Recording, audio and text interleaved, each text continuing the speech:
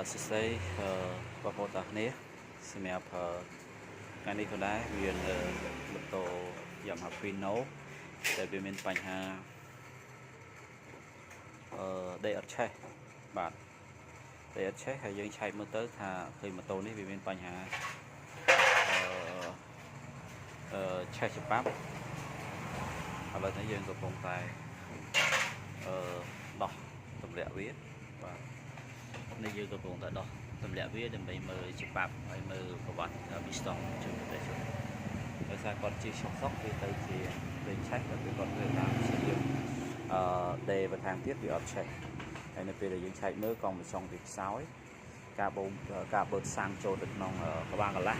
ទោះឲ្យម៉ាស៊ីនឆេះគឺវាខ្សោយមែនតើអញ្ចឹងឥឡូវយើងស្វែងចិត្តក្នុងការដែលដោះទម្លាក់ម៉ាស៊ីនវាហើយធ្វើវាជូនតែជន់យើងឡើងវិញបាទហើយយើងកំពុងតែដោះហើយយើងមកធ្វើសិតដីតែម្ដងដីឡើងពេញតែម្ដងបាទ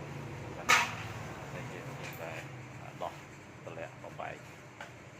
យកផ្នែកក្បាលកន្លះនិងសមីយកទៅធ្វើជូនតែជន់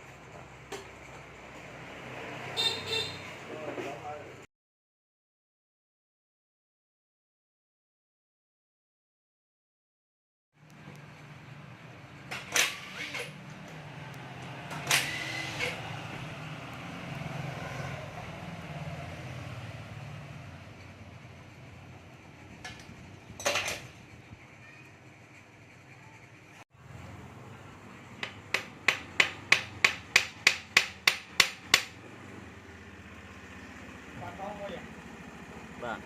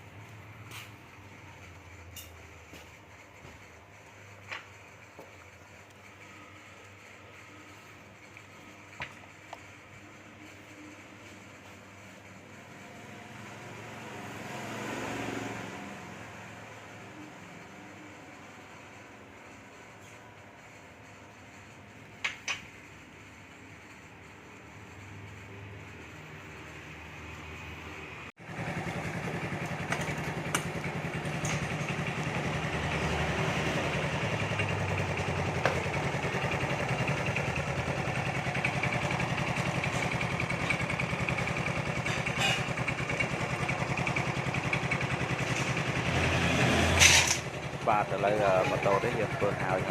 បាទយើងហើយបាទឥឡូវយើងកំពុងអត់ខ្សែសោហើយនៅពេលដែលយើងធ្វើហើយគឺដេកមួយឆេះទៅបាទ